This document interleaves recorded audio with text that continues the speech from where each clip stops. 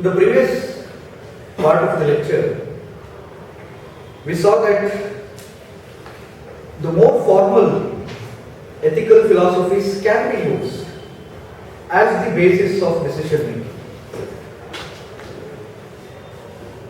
It can help us in two ways. One, to individually decide whether we are doing something in a right or wrong way, or two, to judge others' action. But as I said, these rules are not universal.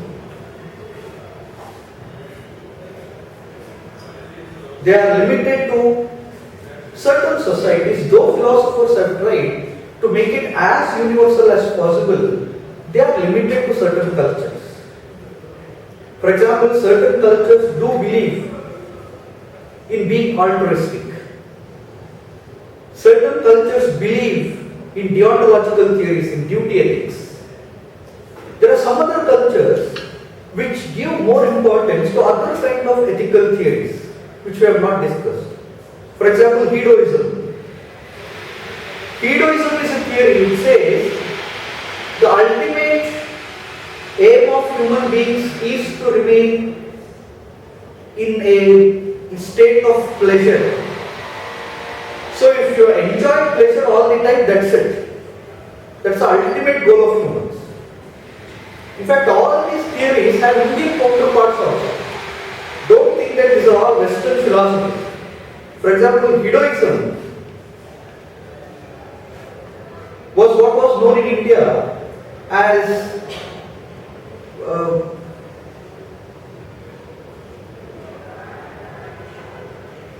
I am not getting the word. Charvaka. The philosophy was called Charvaka. Charvaka is not the name. Charvaka is called Charvaka because Charvaka, someone who speaks well. Somebody who gives mesmerizing talk, that's what it means. That's not the name of the philosophy. We don't know the name of the philosophy because it is said that people removed that philosophy from India. People didn't like that. We know Charvaka philosophy because there are people who have rejected it. They have quoted what those people were saying. You can find references like Runam Krutva Ghritam Piba. You do whatever you can, but be happy. Sala Madi Tupatinu. That's what this means. Runam Krutva Ghritam Piba. Even if you are borrowing money from someone, always eat ghee, is what it says. That means enjoy. It does not matter what happens tomorrow, what happens after death, who knows? While you are alive, you should always enjoy to the maximum. That is what it seems is Charvaka philosophy. It is what in West they call it as hedoism. Some cultures may believe in it. So, these ethical philosophies have their limitation, that they are applicable to certain communities. But we should look at those formal mechanisms which can be enforced. One such mechanism is code of ethics. How should a person behave is normally decided by his profession. Now, if you are a hunter, your philosophy is different. If you are a doctor, your philosophy is different. Similarly, if you are an engineer, that too a software engineer, your behavior should be in line with your professional code of conduct. That is code of ethics. Usually, code of ethics is given by the main organization in that profession. In our case, that is in the case of software engineering, there is ACM and IEEE. Before they had their different code of ethics. Now there is a combined code of ethics. Very briefly, let us look at the IEEE ACM code of ethics and see what they tell us regarding good behavior. IEEE ACM code of ethics lists 8 principles in the order of importance. So, when you are doing something, you should look at the precedence. Once I complete, you will have a better picture. The first principle is society. You should always do something if it helps the society. So our first priority is for society. Second, client and employer. First is client, then employer. So if you are doing something, first you should see whether it helps your society, then client, then employer. So if there is a clash between, if you do this it will help the society but not your employer, what you should do? You should do the first thing. If it helps society, we should do it. Because employer comes next. First society, next client, next employer. Next is product. We should always work in such a way that we give product which is of highest quality. Our commitment is towards giving the product. Next is judgment. We should always make sound professional judgment. Profession at the end of the day is all about making the right judgment. Next is management. We should follow sound management principles when we are developing software. 5 principles. Sixth principle is we should always work in such a way that we uphold the dignity of our profession. Seventh is we should help our colleagues. Eighth is you should do something which will help you, self-improvement. That is last. So, when deciding what to do, who should get the first priority? Society. First society, next client. Client and employer. Next product. Next judgment, management. Next our profession. Next our colleagues. Last is myself. This is what we have committed. If you are a software engineer, you are committed to this. Now again, there is a small problem with software engineering as a profession. In other professions, code of conduct is mandatory. If you don't follow code of ethics, if you violate code of ethics, the professional body can say, we will cancel your license. But unfortunately, that cannot happen here. Here, it is still voluntary. But I would insist that all of you not only learn but understand this code of ethics, and more than understanding, apply this code of ethics. In the next discussion, we will take this in more detail, but this is something which all of you should know and apply in everyday life. Whenever there is a conflict of interest, you should look at this priority list. Higher priority, we will give it higher priority. It's an easy way to solve conflicts. Which to give importance. We can defend our action by saying that, see, I am a software engineer and my code of ethics is this. And code of ethics is the best advertisement of a profession. Because we are saying to the society, look, we as professionals, we are committed to this. So the society believes in it. It is the best PR mechanism for a profession. And it's also a tool for learning. If you want to become a software engineer, you should know that this is what you are supposed to do in the society. This is your duty towards the society for being software engineer. So code of ethics has a big role to play. We will take up this discussion in detail in the next lecture. So where are we now? Where are we now? We had informal cultural code of conduct coming through religion.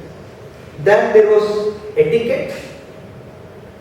Then there was ethical philosophies. Now there is code of ethics. So if you want to decide whether I am doing the right thing or not, you can consult these 4 things.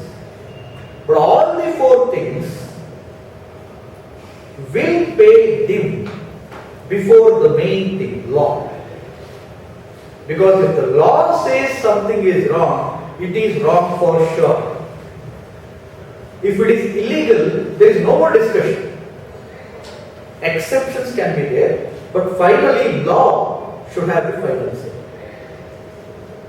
Law has an advantage above all these things. The advantage is law has an enforcement agency. Imagine what would have happened if there are good law in the society, but there is no police force. You have excellent lawyers, you have excellent judges, you have beautiful courts, you have the best possible constitution in the country, but you don't have police force. What would have happened? Would people follow law? No, they would not. Only if something is in theory, people will not do that. Why religion fails, at least today, is because it is not able to enforce it upon people. You can tell people, do this, our religion says this, please do this. What if people don't follow? Can you pull them to your place and pronounce judgment about them? In religious society it may be there, where there is no difference between religion and law. In those countries it may be possible. But in general, in civil societies today, it's not possible. Religion, we understand, is a private affair. Same is the problem with etiquette.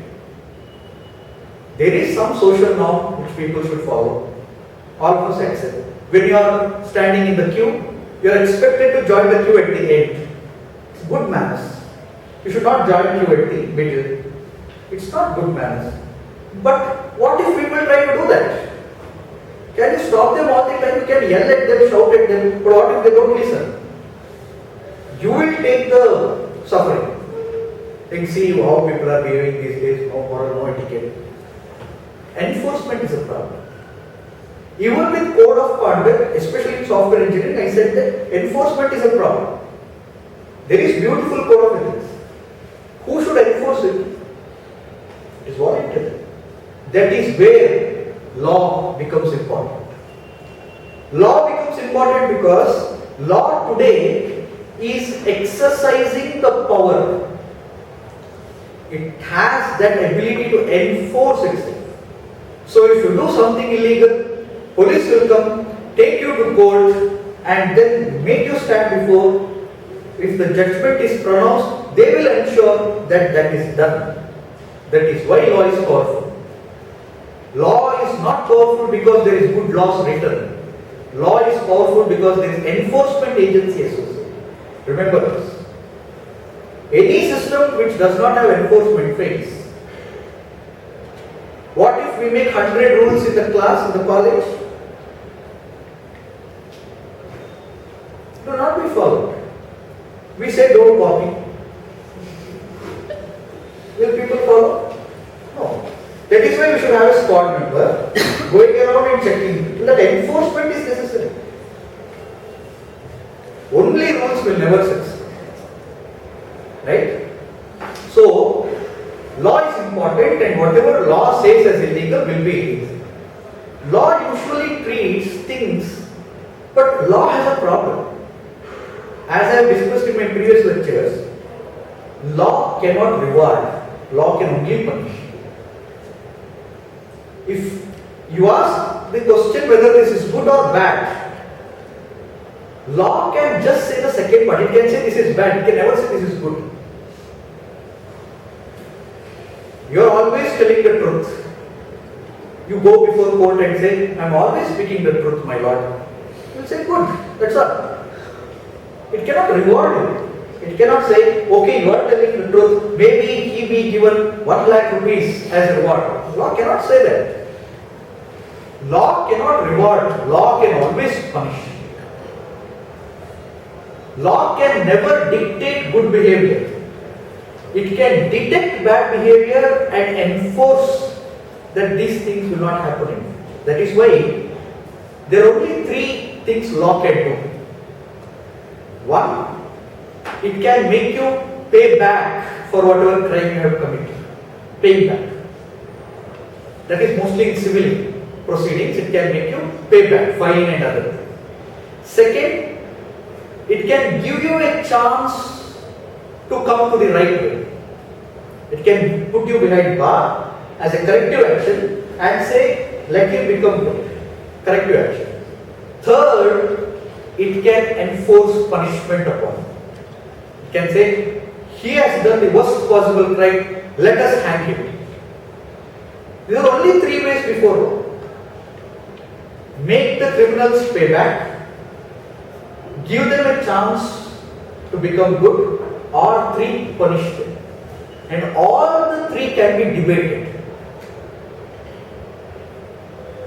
Some crime has been committed. You make the person who has committed the crime to pay fine. Will it compensate? Through cash.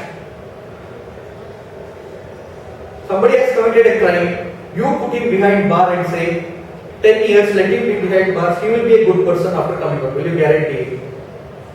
Third, deterrent. Most of the popular debate.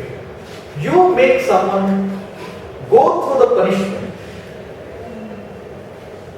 Will it stop such crimes from happening in society?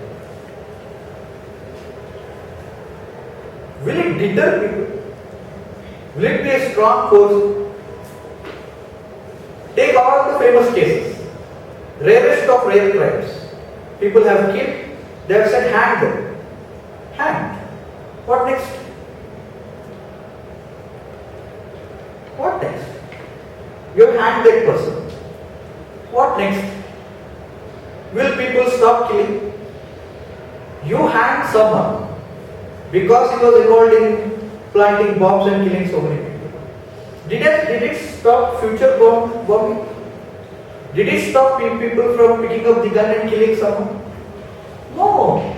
So, this is a larger question which will not have it here. But what we are right now saying is, there is religious morality, there is good conduct in the society, the etiquette, ethical philosophies, there is code of conduct of the profession, and there is law. So there are 5 ways before you.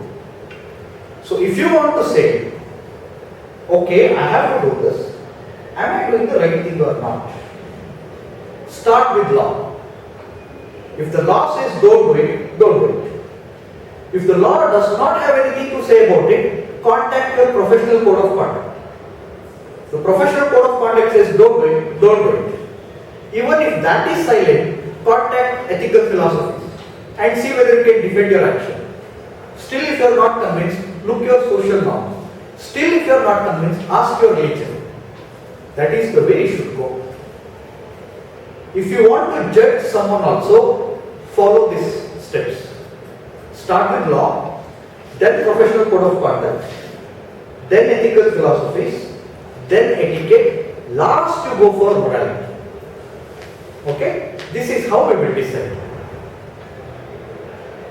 The main question here is, what will you do when there is a clash between one and other? The law says something, the moral philosophy says something. There is a clash. What should you do? That is a question. To answer this question, I think I will take a case and then discuss it. The case, I am taking a case from Ramayana.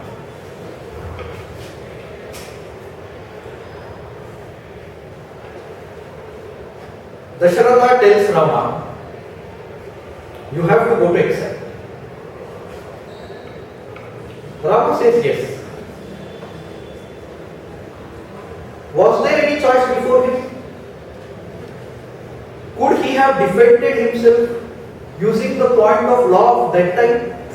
Yes, he could. He could have. The law of the land said that the eldest son would always be the next. He being the eldest son, he could always argue that I am the eldest person, so I should be given the kingdom. And first of all, the decision that he will be king was taken in the open court before people, before the representatives. He was elected as a leader through a democratic process. Dasharatha asked everyone in the kingdom, I have decided to make Rama as a future king. Will you accept? Everybody said yes. He is a democratically selected leader. What Dasharatha, what promise he gave to his wife is a personal matter.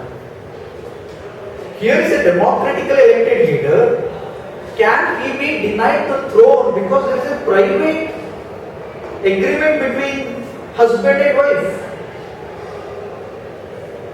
Can the Prime Minister come and say, I am not signing this agreement because my wife does not like it? When this agreement has been accepted in the Parliament, Parliament has accepted it, Prime Minister has to sign it. Can the Prime Minister say, no, I am not going to do this? Can it happen? Can private affairs dictate the public matters? No. So, looked in any way, Rama had the legal argument to say, yes, I want the throne. If you talk about moral argument, Rama's mother says, don't go to exile. I am your mother. Your father asked you to go to exile. I am your mother asking you not to go. Which one will you follow? Is mother more important, father more important? According to Hindu philosophy, take Taittiriya Upanishad. The sloka everybody says, Matra Devo Bhava, Pitra Devo Bhava, Acharya Devo Bhava, Atiti Devo. Who is important? Mother first, father next. So now as a mother I am saying, don't go. Kausalya says in Ramayana. Mother is saying don't go, father says go, which one to follow? Take moral philosophy, mother's word is more important. So Rama had every reason to say I will not go. But still he went. He did not use the legal loopholes. He did not use the moral arguments to say I will stay back. Why? He had all the reasons to say I will not go. This question I will leave it open. I want all of you to use the framework that we have developed over these 2 lectures to frame an argument and say, why not? I can give a hint. Earlier we said that if somebody is good, all the action he does will be good. Rama was considered to be the embodiment of everything which can be good. Maricha, his sworn enemy, says Rama Vigrahavan Dharma. Rama himself is embodiment of everything which is good. Therefore what he did is good. So Rama's action was good. We know that. How is the only question. Can we put forward an favorable argument and say what Rama did in spite of all these issues is actually right? In this course, our aim is to build arguments in such a way that we can conclude that the action undertaken by an individual is right, or to evaluate the action done by others in a logical manner. In the upcoming lectures, we will see how to frame such arguments. Now that all the fundamental issues are discussed, now we can go for the real issues involved and how we can form the arguments. We'll stop here.